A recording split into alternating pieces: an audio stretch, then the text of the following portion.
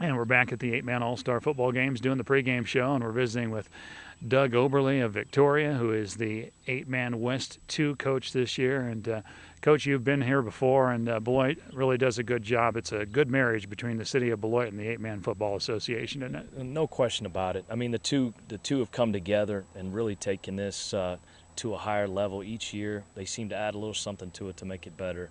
It's just a great opportunity for the kids to showcase, and you know, I really feel like it's a great opportunity for kids who are going to play at that next level to come here, get a week against some really good competition, and that kind of prepares them for that college scene. So for those kids, it's very beneficial. But we're very appreciative of the town of Beloit and what they've done. It's been great. For the coaches, the talent level is such that we were just talking about, you know, trying to get this kid in here and trying to get this kid in here because maybe the kid they're behind is really, really good.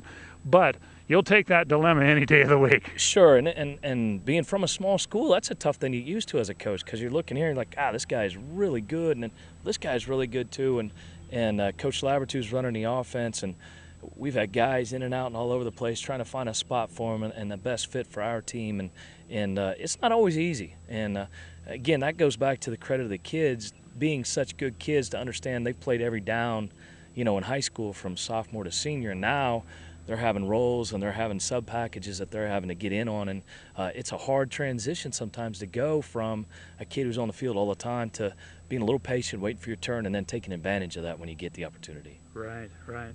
Well, I got to ask you, we asked you about this the other day. Brogan Naylor from Sylvan is the rodeo guy, and he rides bulls, and he's going to be back for the game. He was at a couple practices. He's going to go ride bulls at the state championship, and then he's going to be back here for the ball game.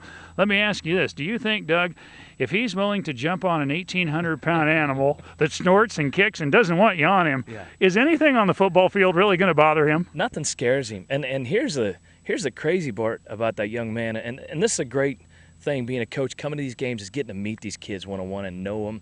You see them on film, you play against them, you have an idea what they are, and then you get to meet them. Brogan is a very intelligent young man, a very smart man. You would not think a very smart man would get on a 2,000-pound bull, ride it around in a small area, right. and then enjoy coming to play football. But, you know, he's a motivated young man, like I said, very intelligent, and he takes care of himself. And there's no question, if you get on a bull, you don't have a lot of fear on the football field.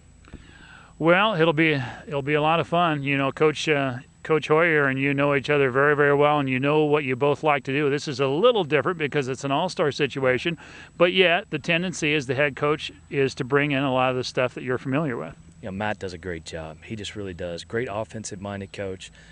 Finds a way to get formations set up and run simple plays out of it a lot of times. And then he's always got something fancy up his sleeve all the time. Just a great competitor. One of the best coaches in the 8-man ranks, I really feel.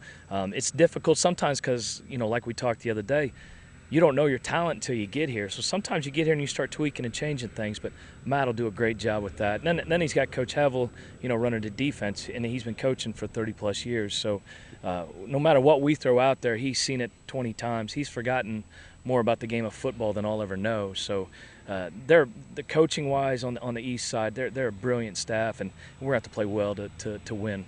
Well, as a coach, you try to adapt your squad to, you know, the talent you have, and you kind of assess that and know what you got coming in and do the best you can with it. And then it's a matter on the field that you take what they're going to give you. Oh, no question. You know, you have an idea coming into it.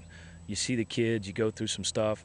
You know, we're sitting there drawing X's and O's on paper. We're throwing stuff away and rewriting stuff. And this kid does this really well. Let's try to work this little play here for him. So it's a lot of fun as a coach, and it's a lot of fun when you're on a great staff. And like I said, Ben does a great job offensively, runs a lot of sets, has really, I think, put his finger on the pulse on the what we do well offensively. And then Mark is really bringing our defense along. He's got a great scheme, very diverse, and our kids are picking it up still, and I'll be excited to watch both sides on Saturday. Hey, Doug, good luck in the ball game on Saturday. Thank you. All right, very good. Thanks, Doug.